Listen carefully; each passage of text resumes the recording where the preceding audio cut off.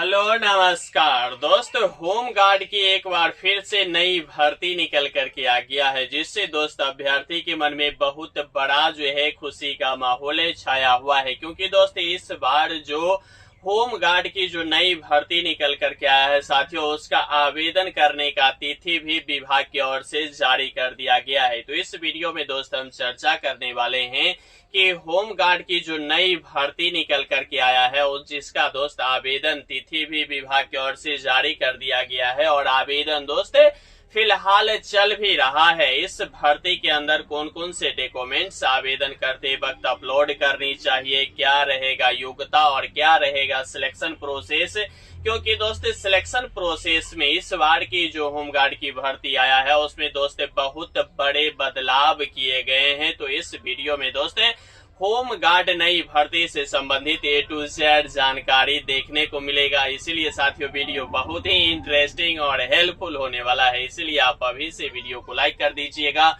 Channel पे साथियों नए होंगे तो चैनल को भी जम के सब्सक्राइब कर लीजिएगा। ठीक है, पहले अगर हम बात करें तो बात करें किसका साथियों, ये जो आप देख रहे हैं होम गार्ड की जो है साथियों नई भर्ती जो है 2025 की जो है जारी हो गया है। और जारी होते ही अभ्यर्थी में एक बार फिर से बहुत बड़ा जो है साथियों खलबली मच गया है। खलबली इस बात की मच गया है क्योंकि इसकी आवेदन तिथि की अगर हम बात करें तो 18 नवंबर से लेकर के 17 दिसंबर तक दोस्तों इसका आवेदन हो रहा है। फिलहाल अगर बात करें तो होम गार्ड की जो भर्ती है इसका दोस्त आवेदन चल रहा है। ठीक है, और इस भर्ती के अंदर कौन कौन से अभ्यर्थी आवेदन कर पाएंगे वह भी इस वीडियो में हम बताने वाले हैं। फिलहाल दोस्त 18 नवंबर से लेकर के 17 दिसंबर तक जो है इस भर्ती के लिए आवेदन विभाग की ओर से लिया जा रहा है। ठीक है, इसकी अगर हम टोटल पोस्ट की बात करें कि आखिरकार इसमें टोटल पोस्ट जो है कितना रहने वाला है, तो टोटल पोस्ट की बात कर ले साथियों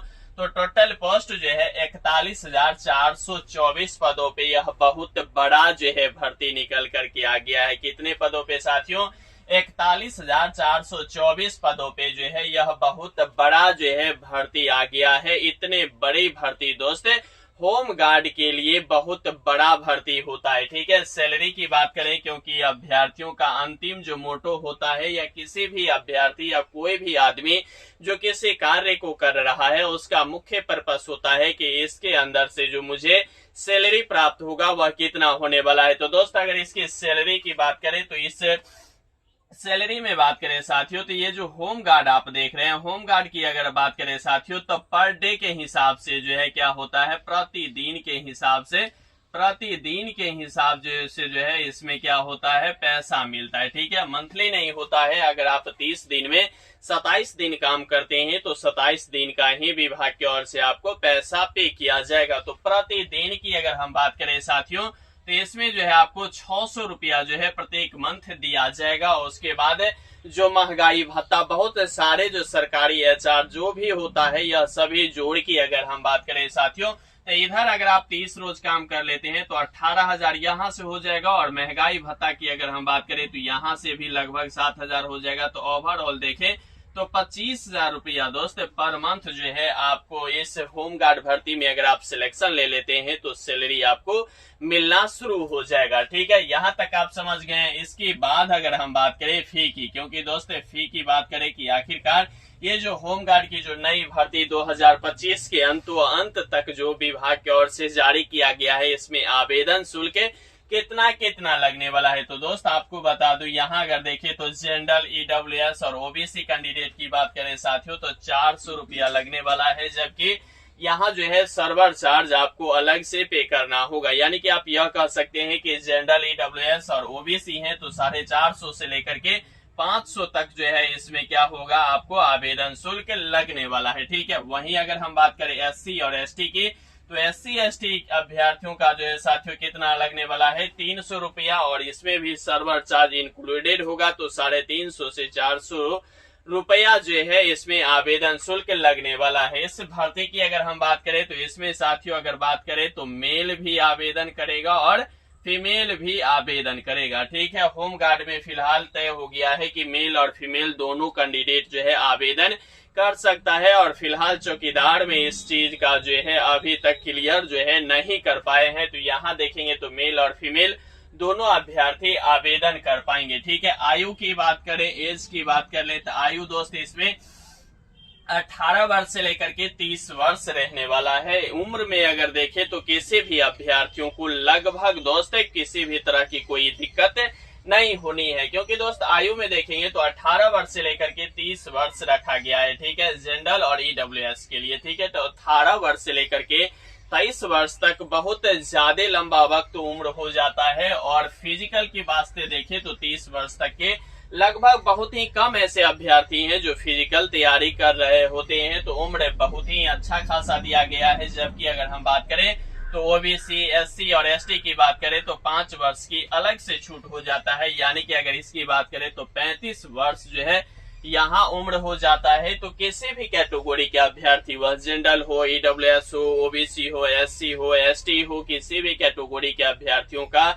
इस भर्ती के लिए एज जो है बहुत बड़ा जो है मैनर फैक्टर जो है साबित नहीं होगा, क्योंकि बहुत ही अच्छा खासा इस भर्ती के लिए विभाग की ओर से उम्र जारी किया गया है। ठीक है, वहीं अगर हम बात करें इसकी योग्यता की, तो योग्यता में अगर बात करें साथियों बहुत ही साधारण योग्यता मांगा गया है, 10th पास है। अगर आप दोस्त किसी भी बोर्ड से, किसी भी डिवीजन से अगर 10वीं पास हैं तो आप इस भर्ती में जो है आवेदन कर सकते हैं। ठीक है, और सबसे बड़ी बात है ना, इसमें फर्स्ट, सेकेंड, थर्ड किसी भी डिवीजन और परसेंटेज की भी जरूरी नहीं है। अगर आप 10वीं पास है तो इस भर्ती में आवेदन कर सकते हैं। सिलेक्शन प्रोसेस की बात करें कि चयन प्रक्रिया इस भर्ती में क्या होने वाला है, क्योंकि दोस्त किसी भी भर्ती की अगर बात करें तो चयन प्रक्रिया जो है ओवरऑल उस भर्ती की रूपरेखा तैयार करता है, और अभ्यर्थी की जो है अर्श से लेकर के फर्श तक की जो पहुंचने की जो दूरी होता है उसे तय करवाने के लिए सिलेक्शन प्रोसेस ही माइनर फैक्टर साबित होता है। तो सिलेक्शन प्रोसेस में अगर हम बात करें तो सबसे पहले साथियों आपको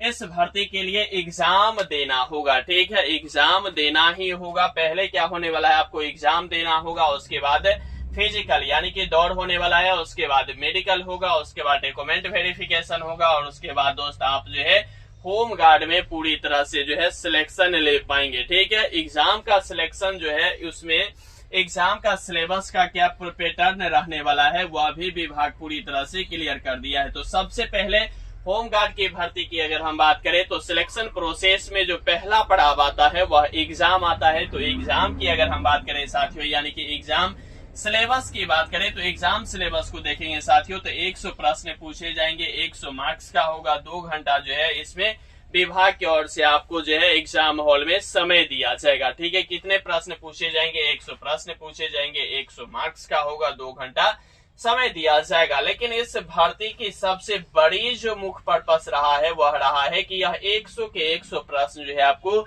जीके जीएस से ही प्रश्न पूछे जाएंगे। ठीक है, आप जीके जीएस की बात करेंगे तो जीके जीएस में देखिए पहले तो यहाँ हो गया कि साइंस के पूरे पोर्शन से पूछे जाएंगे, फिजिक्स, केमिस्ट्री, बायोलॉजी, बॉटनी या सभी से प्रश्न पूछे जाएंगे।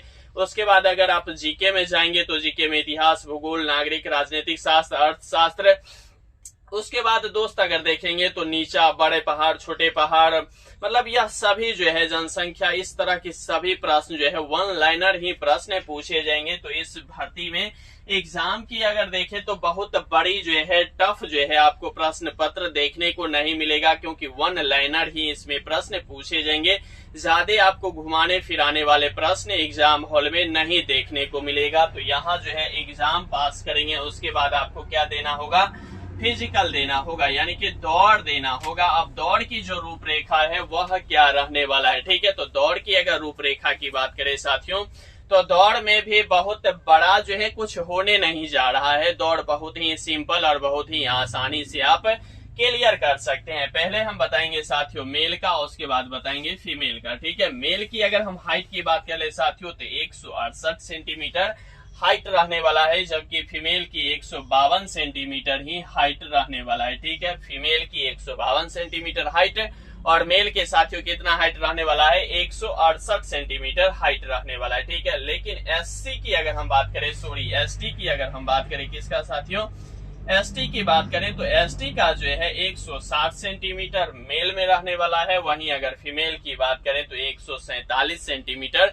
हाइट रहने वाला है। यानी कि एसटी मेल और फीमेल दोनों कैटेगरी के अभ्यर्थियों का और ये जो है हाइट में बहुत बड़ा जो है विभाग की ओर से छूट दे दिया गया है। ठीक है, वहीं अगर हम चेस्ट की बात कर लें, यानी कि चेस्ट मतलब सीना की अगर हम बात करें तो दोस्त 79 से लेकर के 84 सेंटीमीटर चेस्ट रखा गया है, यानी कि नॉर्मल 79 होना चाहिए और एक्सपेंडेड यानी कि फुला करके कितना आपका चेस्ट होना चाहिए, 79 से 84 सेंटीमीटर होना चाहिए। जबकि एसटी मेल की बात करें तो 77 नॉर्मल और 82 यानी कि 5 सेंटीमीटर की फुलाव होना चाहिए। तो यह एसटी मेल का हो गया। अगर फीमेल की बात करें तो फीमेल में आप सभी अभ्यर्थियों का पता है कि चेस्ट नहीं मापा जाता है, लेकिन इस जो होम गार्ड की भर्ती है इसमें सभी फीमेल की वजन जो है 40 केजी होनी ही चाहिए। इससे अगर आपकी उम्र के अनुसार अगर देखें तो 40 केजी अगर आपके पास वजन नहीं है तो आप एग्जाम पास कर लेंगे, फिजिकल पास कर लेंगे, फिर भी जो है आप यहाँ इस भर्ती की जो मतलब प्रोसेस है उस प्रोसेस से जो है आप बाहर हो जाएंगे, यानी कि आप जो है पूरी तरह से फेल्योर घोषित किया जाएगा। ठीक है, तो 40 केजी आपके पास वजन होना चाहिए। वहीं अगर रनिंग की बात करें तो रनिंग दोस्त मेल का अगर देखें तो 4.8 किलोमीटर का रनिंग करना है, कितने मिनट में, 28 मिनट में। तो यानी कि आप यह कह सकते हैं कि दौड़ बहुत ही सिंपल और सरल ही रखा गया है, क्योंकि एसएससी जीडी की बात करें साथियों तो 24 मिनट में 5 किलोमीटर का रनिंग करना होता है, जबकि यहाँ 4 मिनट जो है बढ़ गया और यहाँ 200 मीटर जो है घट गया। तो फिजिकल बहुत ही आसान है। वहीं फीमेल की बात करें तो फीमेल में देखेंगे साथियों तो 2.4 किलोमीटर का रनिंग जो है 16 मिनट में जो है आपको करना है। तो फीमेल के लिए भी यहाँ जो है मतलब फिजिकल करना बहुत ही आसान ही रखा गया है। ठीक है, ओवरऑल देखें तो इस भर्ती का आवेदन जो है 18 नवंबर से लेकर के 17 दिसंबर तक चल रहा है। मैं आशा करता हूं कि जो भी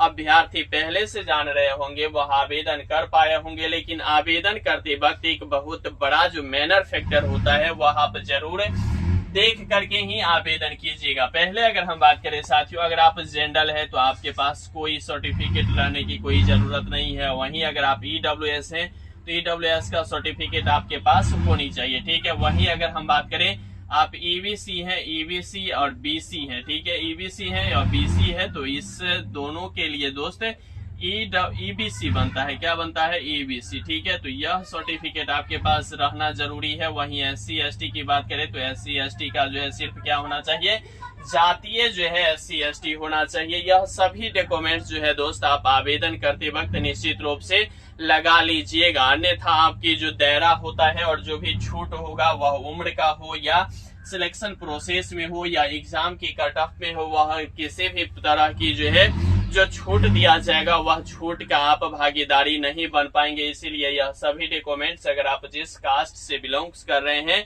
वह कास्ट के जो है सर्टिफिकेट निश्चित रूप से बना लीजिएगा। और यह भर्ती की बात करें तो यह भर्ती दोस्त बाबा की नगरी उत्तर प्रदेश में जारी किया गया है। कहाँ जारी किया गया है दोस्त, यह भर्ती उत्तर प्रदेश में जारी किया गया है। और उत्तर प्रदेश की बात करें तो होम गार्ड में खास तौर पे देखेंगे तो जिस भी स्टेट में भर्ती आता है उसी स्टेट के अभ्यर्थी भर पाते हैं। तो अगर आप यूपी से हैं तब भी यह भर्ती की जो है लाभ उठा पाएंगे, अन्यथा आप अगर किसी भी दूसरे राज्य से हैं तो इस भर्ती में आप आवेदन नहीं कर पाएंगे, इसमें कोई डाउट नहीं है। बाद बाकी दोस्त इस पूरे भर्ती से संबंधित तो कुछ भी जानकारी आपको मतलब अधूरा लग रहा हो या आप जानने के लिए मतलब समझ नहीं पाए हैं तो आप अपनी राय दोस्त मुझे कमेंट बॉक्स के माध्यम से कमेंट करना नहीं भूलिएगा। बाद बाकी साथियों लगे रहिए, बने रहिए, जमे रहिए, क्योंकि आपका जितना ही सुनिश्चित है। यहाँ तक वीडियो देख रहे हैं तो वीडियो को लाइक कर दीजिएगा, चैनल पे नए हैं तो चैनल को जम के सब्सक्राइब कर लीजिएगा। यहाँ तक वीडियो देखने के लिए आपको तहे दिल से शुक्रिया और धन्यवाद।